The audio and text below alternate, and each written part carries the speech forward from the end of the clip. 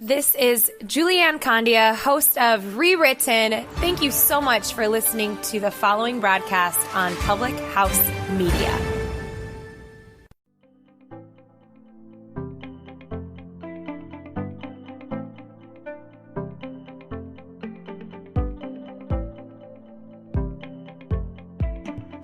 Hello everybody, it's No Filter Friday on Public House Media, and I am in my, I'm in the mudroom of the lake house because I am way in northern Michigan this week because, as you know, we've been doing No Filter Friday on the road.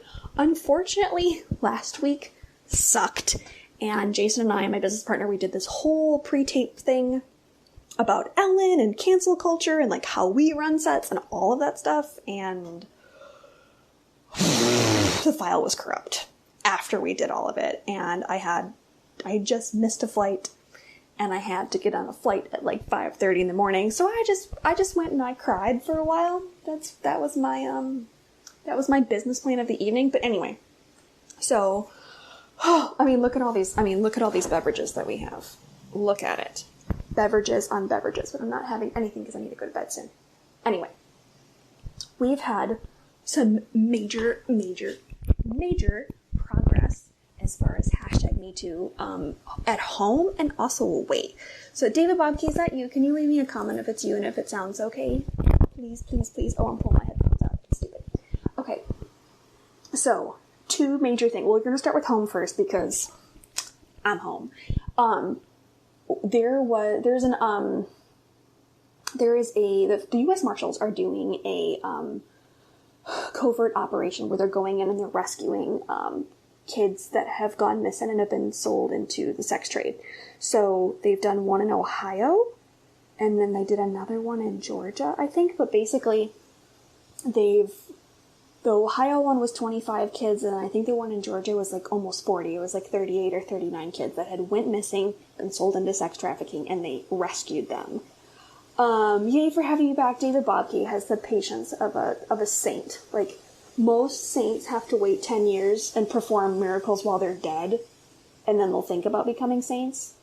Not David Bobke. He's going to be a saint before he's even dead, because he deserves it, because he puts up with me. It's terrible. Okay, so that's super good news. So anybody who's save the children is a bunch of crap, and this isn't a thing, and nobody cares about this, they do. The US Marshals are working on it right now as we speak, and if you keep looking, they're saving more kids and arresting more pedophiles and human traffickers. So, be excited about that, be loud about it, be proud about it, because people need to know. These kids go missing, the US Marshals are looking for them, and they're finding them in different states around the country. So that's really exciting. I'm super excited. You should be excited too.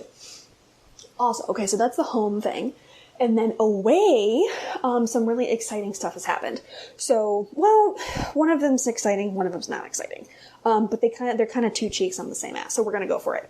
Anyway, the ladies of Egypt have come together to have their own #MeToo situation. And they made an Instagram called Assault Police. So go follow it. I'm going to follow it. I just found this. This is this has happened within the last couple days. And there was a gang rape at this big luxurious hotel on the Nile in Cairo. And 6 guys have been apprehended because of this account that shed some light on this gang rape that happened. And the police were able to identify and apprehend and arrest the 6 guys, which for Egypt is huge. For any MENA country, that's off the charts progress. It's crazy. And on top of it, they were able to find witnesses that would talk and get all kinds of testimony. So those assailants are being held, which is really exciting. I'm super excited. You should be excited too. And the fact that, a social media account was able to push this over the edge, public outcry was able to push this over the edge because of the #MeToo movement. Sex crimes are being talked about. There's public outcry over them, and their arrests are being made, just like in the case of the child trafficking situation. Arrests are being made, and accountability and justice is being fought for, which is good in any country, especially MENA countries that don't really have a lot in the way of like protections for sex crimes. And on top of it, Egypt passed a like a referendum or a law or something that says that a sexual assault survivor can come forward and seek justice anonymously, which is huge for that part of the world, because most of the time, if people were to know that you had been a victim of a sex crime, it would just people knowing would ruin your life, never mind what actually happened to you. So this is why we hashtag #MeToo all around the world. That's exactly why we do it. Good God, do I need to dye my eyebrows? Oh, they're so blonde right now. Anyway, so that's exciting, but that brings me to my next point. And I posted about this a little bit earlier this week, and it's about Kooky Australia decided to pass a law saying that victims of sex crimes could not talk about their case, and they couldn't name their assailant publicly. And if they do, they can be fined or they can go to jail. And to be able to talk about their assailant and what happened to them, they have to go get a court order granting them permission to do so, which is absolutely bananas and wrong. And the judge that enacted this rule was like, oh, I thought it would like make things easier. And it's like, no. You did not think at all. There was no thought that went down in this process. So that leads me to my point to go back to the Egypt situation. The reason why this girl is going to even be able to seek justice, or, you know, new laws have been passed to like help people come forward and report sex crimes, is because of social media, is because of public outcry, is because of public pressure on law enforcement and the judicial system. It's important.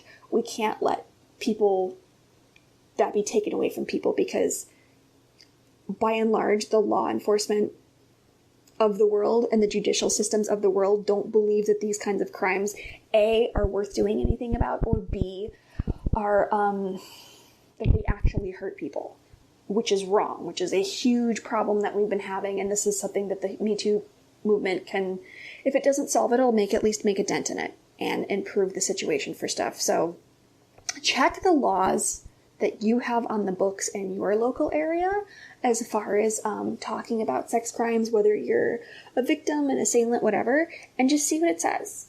Just see what it says and get back to me, because I think we should all be on a quest to make sure that people can talk about what they want. Nobody has more disdain for the mainstream media than I do. Literally no one. However,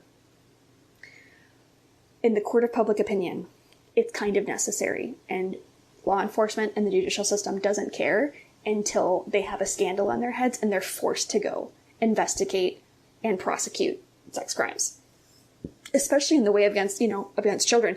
These states that have US Marshals infiltrating them because there's copious amounts of kids that have gone missing and been sold into the sex trade, this should be working at a state level first. And then maybe if you have something ungodly some monstrous thing, which it happens. There's monstrous pedophile rings out there that are just massive.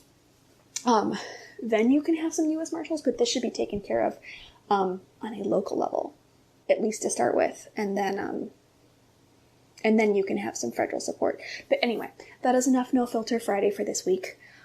I will see you all next week, and hopefully we'll get to talk about some more exciting progress within the hashtag #MeToo movement, and hopefully by then I will have more to report on more kids being saved and found and all that stuff. So check out other shows on Public House Media, like the new show Catch Up, and I will see you all next week. Bye.